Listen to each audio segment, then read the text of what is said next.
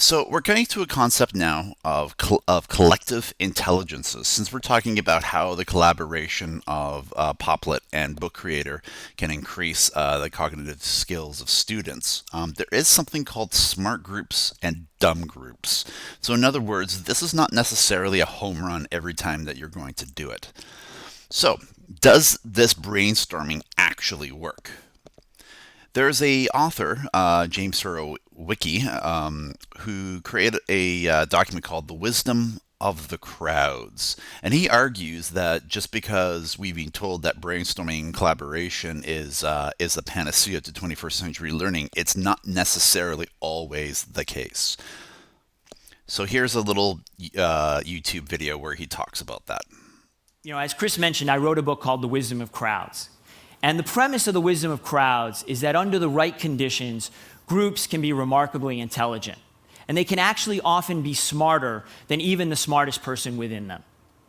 The simplest example of this is that if you ask a group of people to do something like guess how many jelly beans are in a jar. If I had a jar of jelly beans and I asked you to guess how many jelly beans were in that jar, your average guess would be remarkably good. It would be somewhere probably within 3 and 5% of the number of beans in the jar.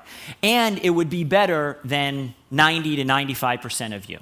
There may be one or two of you who are brilliant jelly bean guessers, but for the most part, the group's guess would be better than just about all of you.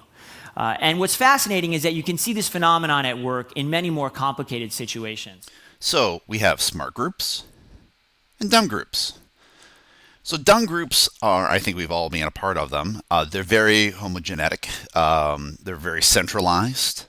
They're divisive. There's a lot of imitation inside of these dumb groups. In other words, somebody says an idea and everyone goes, "Oh yeah, that's a great idea," and it can lead to emotionality around a particular idea. So this all for one and one for all mentality, this everyone's idea is perfect and wonderful and needs to be supported, can actually destroy collaboration and reduce the cognitive build of students. Compared to a smart group, we're bringing in diversity, independence of ideas, decentralization, in other words, there's no particular leader, and aggregation. Steve Katz discusses what makes this particular model, the SMART group, effective. So let's watch what he has to say. What does it mean to be part of a PLC? Pretty much everything, and that's the problem. For some of you, it's about reading and sharing articles. For some of you, it's about being a community in the school and using the same terminology. And for some of you, it's about opportunities for continuous dialogue. For some of you, it's about sharing practice. We've done a fair bit of work on learning communities. And what I want to tell you about learning communities is that there is no magic in collaboration. Together is not always better. Sometimes together is worse.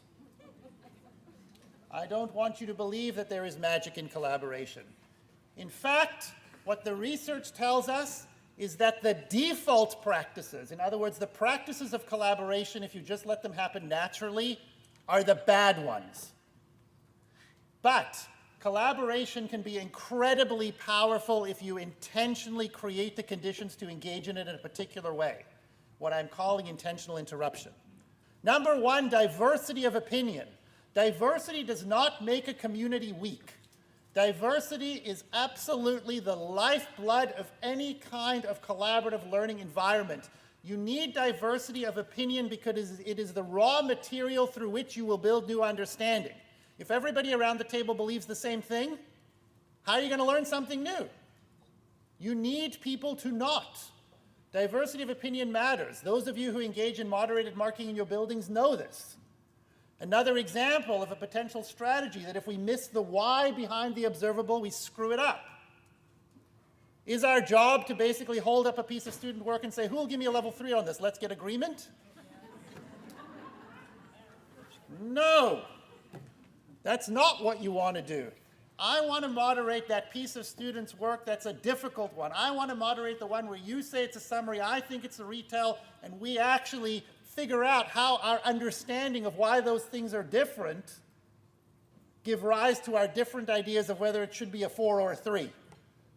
Because we preserve the diversity of opinion and we use it as a launch pad for deepening our understanding, because that's what professional learning is.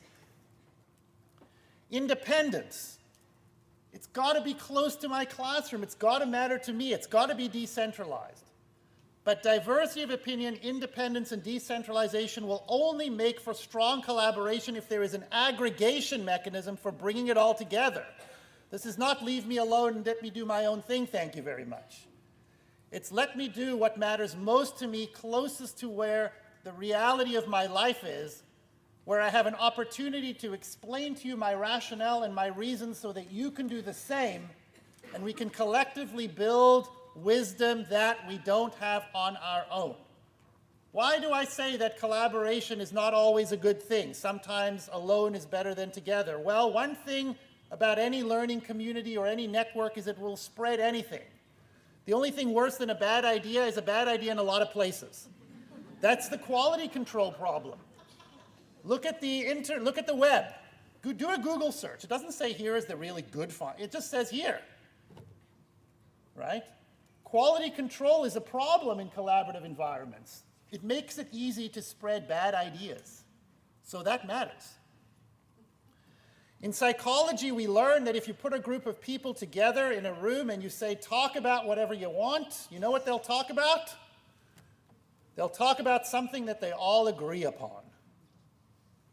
That's the propensity for groupthink, but it is the enemy of diversity of opinion. Most people will, left to their own devices, talk by defaulting to the lowest common denominator of agreement. People don't say, oh, I know. Let's pick something that we've got different understandings of so that we can challenge one another, right? Which is exactly what good moderated marking would ask you to do. But we don't do that. Another problem that we have in collaborative context is diffusion of responsibility, right? You know this from your old days of social psychology back in the day with the unresponsive bystander, right? You get into trouble and there's an onlooker. Would you rather there's one onlooker or 3 onlookers? And conventional wisdom would always say, well, if 3 people see me get into trouble, I'm 3 times more likely to get helped. Wrong. Because each of those 3 people says, I'm so glad I don't have to do anything because there's 2 others who will. So nobody does anything. When you're the only one, you're like, holy crap, I'm it. You pretty much have to get there and do it. And de-individuation is when we lose our